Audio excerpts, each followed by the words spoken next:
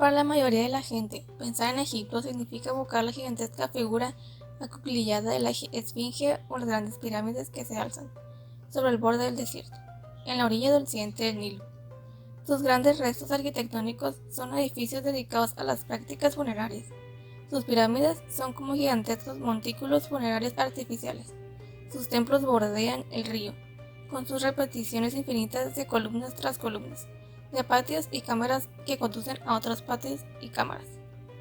La contribución de la arquitectura egipcia al desarrollo de las tradiciones arquitectónicas occidentales es, tal vez, menos evidente que la de Grecia, Roma, Europa medieval o el Renacimiento italiano. Sin embargo, Egipto marca el inicio de la arquitectura occidental.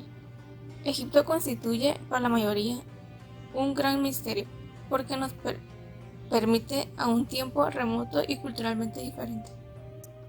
La pirámide escalonada de Djoser en Saqqara.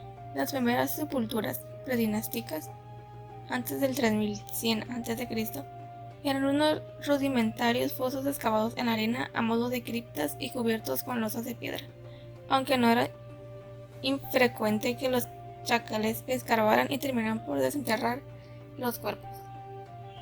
Era frecuente agrupar varias de esas construcciones para diversos miembros de la familia, a fin de que el grupo familiar mantuviera en ultratumba la misma unión física que había gozado en la vida terrenal.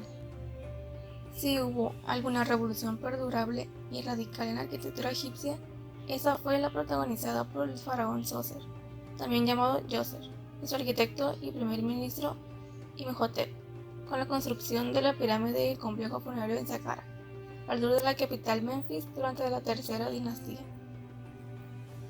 La forma piramidal fue adoptada inmediatamente por los sucesivos faraones, quienes más tarde irían suavizando la superficie de las caras de la pirámide, rellenando los huecos de los escalones hasta darle la forma lisa que todos conocemos. Las pirámides de Giza. El trío de Giza representa la culminación de la edificación piramidal, que ya no sería superada jamás por ningún otro monumento egipcio. Las caras de cada una de las imponentes masas pétreas están perfectamente orientadas a los 4 puntos cardinales.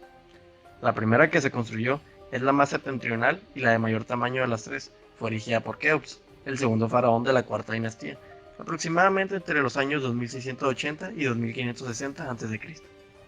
La siguiente, inmediatamente al sur de la anterior, fue la construida por el hijo de Keops, Kefren, el tercer faraón de la cuarta dinastía.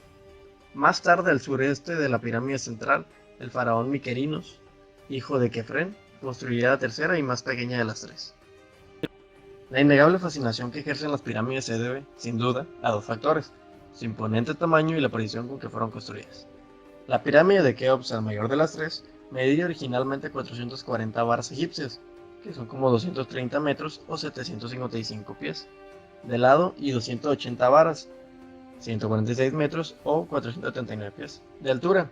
Hoy en día, esas medidas son algo inferiores, ya que la envoltura exterior de piedra calcárea perfectamente labrada fue arrancada para aprovechar los bloques como material de construcción en el Cairo. La pendiente de sus caras es de 51 centígrados 50 en origen. La pirámide de Keops iba a construirse totalmente encima de la cámara funeraria subterránea excavada en la roca de la meseta. No obstante, mientras se colocaban las primeras hiladas de bloques, se cambió la idea inicial de la cámara subterránea por la de una cámara algo elevada sobre el nivel exterior. La pirámide de Kefren tenía 215.5 metros, 700 pies, de lado, y 143.5 metros, 470 pies, de altura, y es la única de las tres que se conserva una parte de su envoltura original de piedra calcárea en la cúspide. En algunos puntos aún es posible apreciar el pulido original. Sus caras tienen una pendiente de 53 grados. La más pequeña de las tres pirámides, la Miquerinos, medía 108.5 metros, 357 pies, de lado, y 66.5 metros, 281 pies, de altura, siendo la de la pendiente de sus caras de 50 grados. También le falta el revestimiento original, las 16 primeras hiladas del cual eran de granito. Las pirámides son como montañas cuyas piedras fueron elevadas una a una desde el nivel del Nilo hasta la meseta. La base de las pirámides de Keops ocupan una superficie de 5.3 hectáreas, 13 acres, en la que cabrían juntas las catedrales de Florencia y Milán, la Basílica de San Pedro de Roma, la Catedral de San Pablo y la Abadía de Westminster de Londres, y aún sobraría espacio incluyendo el revestimiento. contenía unos 2.300.000 bloques de piedra que pesaban por término medio unas 2.5 toneladas, aunque los hay de más de 15 toneladas. Llegado a este punto, cabe plantearse dos cuestiones interesantes. ¿Cómo se hicieron estas magníficas construcciones? Y aún más importante, ¿por qué se empleó casi toda la fuerza de trabajo de Egipto en unas tareas tan descomunales que tardarían años y años en terminarse?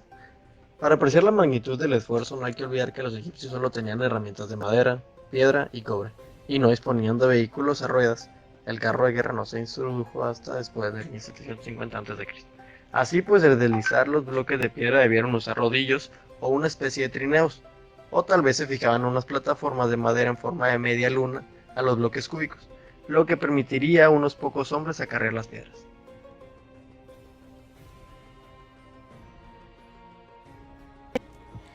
Las antiguas metrópolis egipcias de Menfis y Tebas desaparecieron ya que estaban hechas de ladrillo de barro prensado.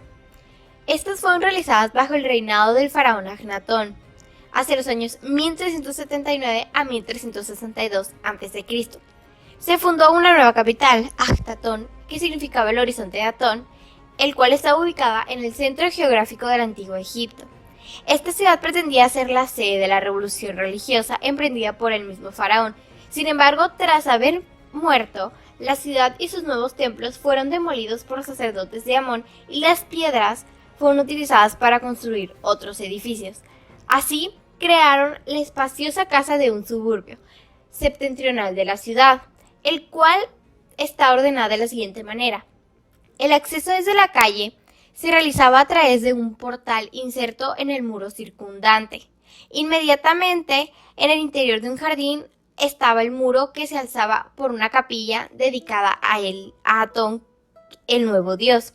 Atravesando un patio interior ajardinado se accedía a la vivienda propiamente dicha, centrada en torno a sus dos piezas centrales, las cuales eran la sala norte y la sala central. En torno a este núcleo se organizaba la sala oeste, la cual era para los invitados. En el lado sur era la zona de las esposas y en el conjunto de los aposentos del cabeza de familia estaba en la esquina sureste. Las ventanas de los gruesos muros exteriores eran muy pequeñas para la entrada del calor exterior y la porción central de la casa sobresalía ligeramente del resto para permitir la iluminación y la ventilación a través de las ventanas de linterna. Otra construcción que parcialmente perduró fue la del poblado construido para los artesanos que trabajaban en las tumbas del Valle de los Reyes. Esta fue fundada por Tutmes I hacia el 1530 a.C., para alojar un cuerpo escogido de artistas, artesanos y calígrafos, ubicado actualmente en Deir el Madina. Las casas eran de planta alargada. Las dimensiones estaban entre 4 y 6 metros de ancho y de 20 a 25 metros de largo.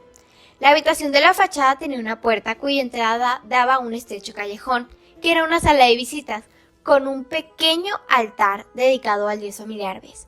Detrás de esta habitación había una sala más espaciosa, cuyo techo sobresalía por encima del resto de la vivienda. En la parte trasera de la casa estaba el patio con unas escaleras que suben a la cubierta, y la cocina, descubierta por razones de ventilación. A menudo, estas viviendas disponían de una pequeña bodega de almacenamiento que se encontraba excavada en la roca o debajo de la casa. La tumba de Hatshepsut en Deir el-Bahari. Los faraones subsiguientes eligieron pirámides más reducidas, pero a partir de la fractura que supuso el primer periodo intermedio, las tumbas y los templos reemplazaron a las pirámides en su categoría de grandes obras reales. Establecida la capitalidad en Tebas, lo que señala el comienzo del Imperio Medio o Tebano. Bajo su influencia surgieron dos grandes templos dedicados a Amón, en Karnak y Luxor, ambos del sur de la capital y en el margen derecho del río. Se construyeron del otro lado del río, allá donde el sol proviene, excavada en la roca del Farallón, junto en el límite que separa el desierto en las tierras cultivadas del valle. Este tipo de tumba se inspiró en el modelo del Deir el-Bahari, el conjunto funerario arrasado construido contra la fase del Farallón occidental del Nilo por el faraón de la novena dinastía Mantehotep III, hacia el 2120 a.C. El templo de Amón en Karnak. Los templos egipcios eran algo más que un lugar de culto, combinando sus funciones religiosas con las del centro de aprendizaje y administración para la nación. El templo egipcio, el edificio público más importante de la época del Imperio Medio, era mucho más que una iglesia. Tal y como lo solemos entender, este concepto hoy era también lugar de residencia y adiestramiento para el inmenso aparato burocrático del país. Los sacerdotes impartían la enseñanza de la escritura y la pintura para garantizar que las imágenes e inscripciones de las tumbas fueran correctas. Los grandes templos incluían escuelas, universidades, bibliotecas y archivos. Eran centros de administración gubernamental, de estudio científico y médico, y de la administración agrícola. Y servían como género público y como obradores. También eran escenarios de complejas y prolongadas congregaciones teatrales y religiosas que se celebraban en épocas de inundación.